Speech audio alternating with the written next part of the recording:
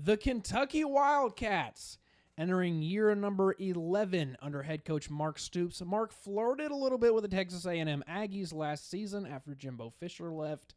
How will they fare here in 2024?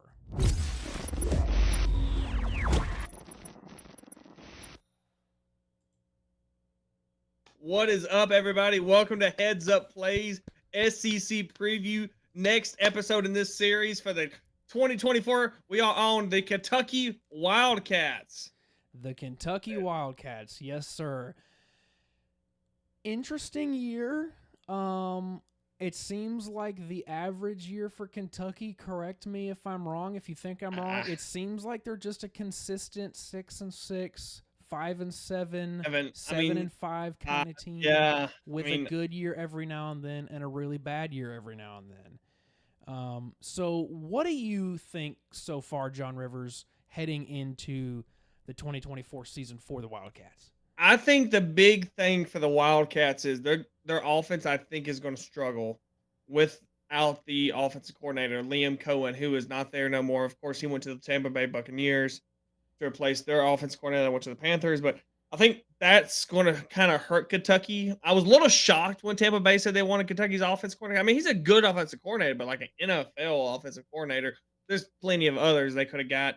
But it's going to be very difficult. They do have a new quarterback in. They got a couple of new defensive players in.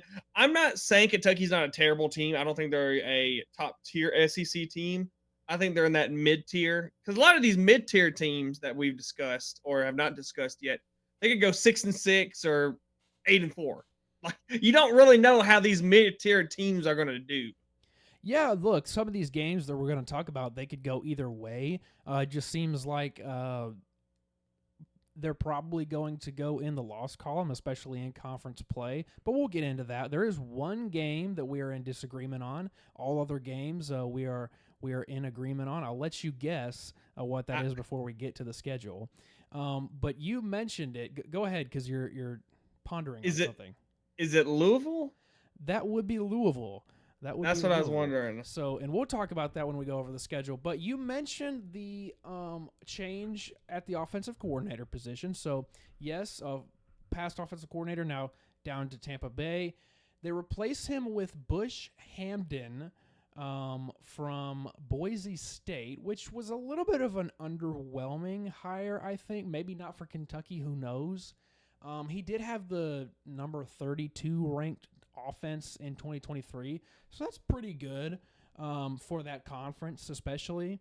But yeah, I don't really think that it's overwhelmingly good, but Mark Stoops did do a pretty good job, I think, in the portal on the offensive side. You bring in Brock Vandagriff from Georgia, who could have started at Georgia. I mean, really, really good quarterback prospect. But you had Bennett, you just had the legendary Stetson Bennett in front of him, as well as who is probably the best quarterback in the country right now, Carson Beck, in front of him as well. So smart of him to get in the transfer portal and go to Kentucky. Brock Vandagriff, have you seen? He's kind of a good old country boy.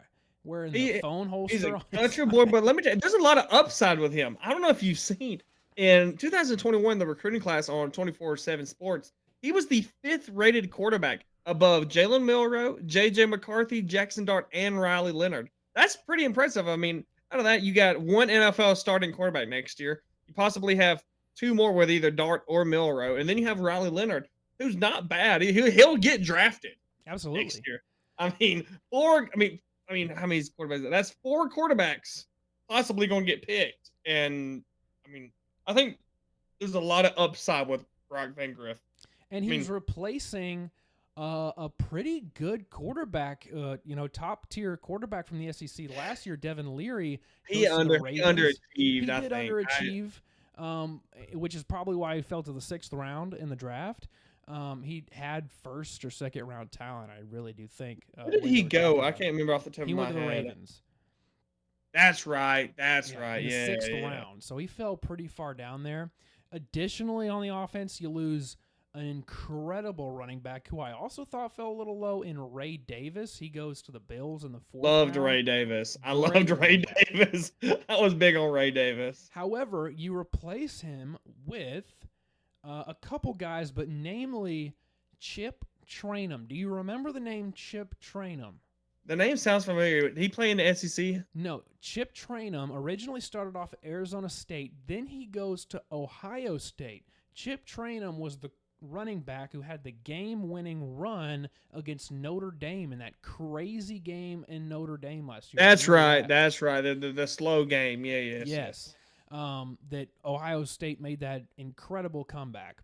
And then you get some other guys. Raymond Cottrell, transfer from Texas A&M, real good wide receiver, as well as Dane Key, the team's leading leader in receiving yards last year. I mean, offense is going to be there. Defense is not bad either. You got a transfer from Georgia who's going to be starting out there on your linebacker core with Jamon Dumas Johnson. And also, you get your team tackle leader.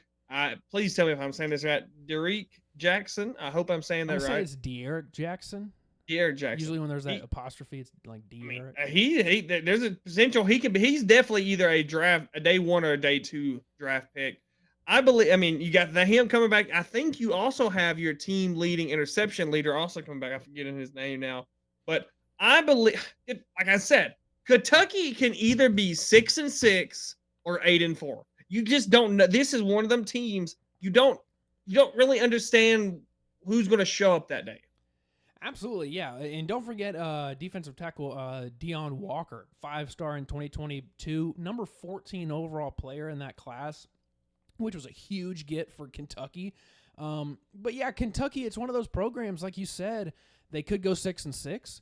They could have a really good year. They could have a really bad year. They're kind of hard to predict. I mean, look, Mark Stoops is entering his 11th year. He's 73-65 overall in those previous 10 years.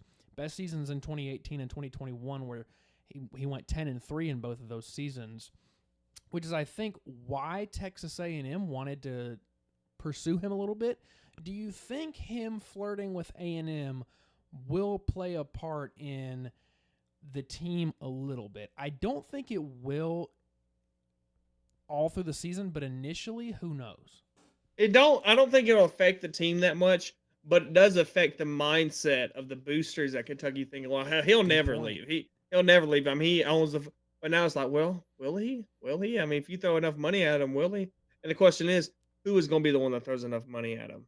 I wouldn't be shocked if a certain SEC team would throw money at him because they thought his brother was a good coach for him. I'm talking about Oklahoma. Would Oklahoma stoop that low? I mean, but I mean, he's a good recruiter. I mean, in 2022, he had people don't realize it. They had the 14th best class in football. I mean, for Kentucky, that's massive. Massive. Yeah, and look, they've upped their facilities. They've done well with what they have, being a basketball school. And don't forget, look, Kentucky might be becoming a baseball school right now with the way that they're going to just for the first time ever in school history going to the College World Series. So congratulations to the baseball team. But you're right. Look, he's a really elite. I don't want to say elite recruiter, but imagine if he was at a place like Texas A&M, the kind of guys that he could bring in. Let me ask you: is this the first time in Kentucky sports history that the football coach is more well known in the Kentucky community than Mark Pope? I mean, yes, Mark Pope played for Kentucky, but who do you think is more well liked on campus right now? Mark Pope he's unproven. You don't have Kelly. I would probably agree with that. I would think so. And look, I think Mark Pope is liked amongst the Kentucky fan base, but not to be a head coach. I think more so the Kentucky fan base is sick of their athletic director for hiring a guy like that. Yeah, and we'll just have to see how he does. He's getting some good guys. That's for another episode, another day. That's for 2024 SEC preview. You see that episode plug? See it? Yeah. But yeah, I don't know about Kentucky. Let's go ahead and get into the schedule a little bit because there are some interesting games. Kentucky plays some teams that a lot of other teams do not play in the SEC. So let's go ahead and take a look. Starting off, easy win against Southern Miss. I think we're both in agreement on that. 1-0. South Carolina. That's one of those we talked about the South Carolina game. It depends which South Carolina. It depends which Kentucky team shows up. I mean, this is easy, Absolutely. but right now I got them 2-0. 2-0, same here. Moving on. Look, obviously, When are you Georgia's going to talk gonna about? roll I mean, on. that's gonna. Ohio should be a win. Ole Miss, I think, certainly a Was. loss unless Ole Miss chokes. And look, I'm lower on Ole Miss than a lot of other people are. I think people are too high on Ole Miss right now. Vandy, obviously a win. Then that's a tough 3-game stretch right there, is it not? But I mean, look, it's both at Florida. Is it at Florida and Auburn? It will be at Florida, and I believe it's at Auburn. I could be wrong though. I'm certain that Florida is at home because I know that they played at Kentucky last year. Well, it's one of those. How do I say this?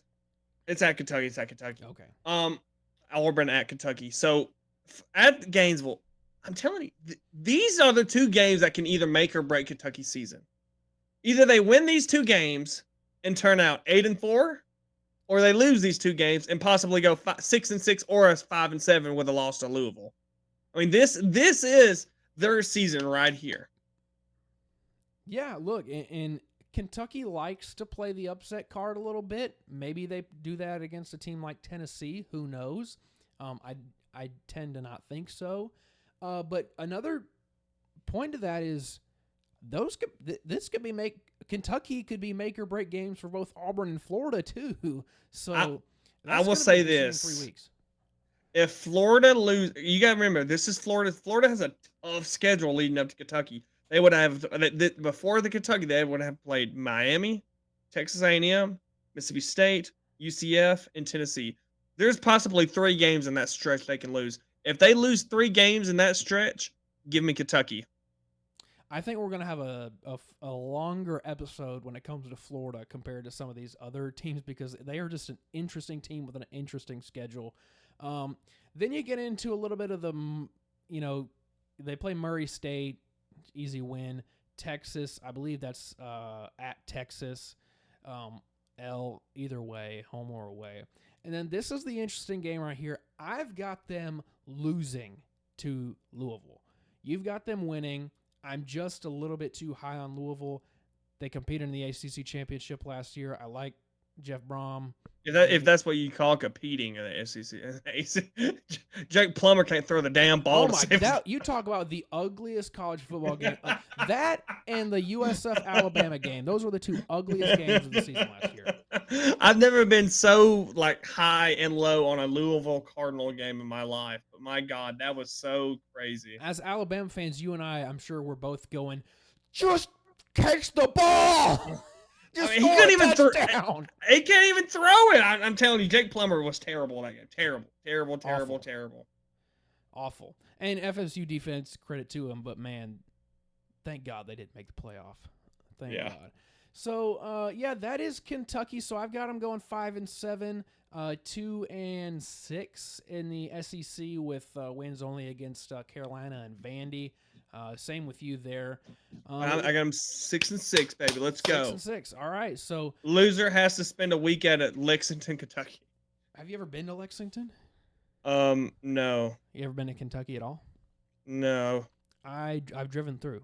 I thought you've driven through. Yeah. I ain't been past the Mason-Dixon line. Hell, what you need to? Hell, man. I mean, why? Well, I mean, when you got everything here in Alabama, I mean, come on now, hell, beach, mountains, you got city. I'm just telling you, they ain't got the Vulcan. Do they got the Vulcan in Lexington? I bet they don't. Hell no. They got that damn Hell no, they don't. They got bourbon though. Shit, I bet I'd like to go away for that. They got Jim Beam, baby. Hell. All right, guys. I think that does it for our 2024 Kentucky football preview. Be sure to check out our other previous episodes in this little series that we're doing. There's a lot of Mississippi State fans out there apparently that follow Heads Up Play. Yeah, sure are. Hey, shoot. And good luck to Kentucky baseball. We're glad that you're doing so good. Heads Up Play is supporting you. So if you want to come on the pod, talk about your experience. Yeah, what's it like in Omaha for a first Hit me up. Lord knows Alabama doesn't know about getting there. Yeah, we don't. Them the Braves. Oh, God. All right, guys, heads up play out. Be sure to like, subscribe, give us a comment. What do you think Kentucky's record will be? Follow us on Instagram, TikTok, Twitter /X, whatever you want to call it. And we out. Yep, you stay classy.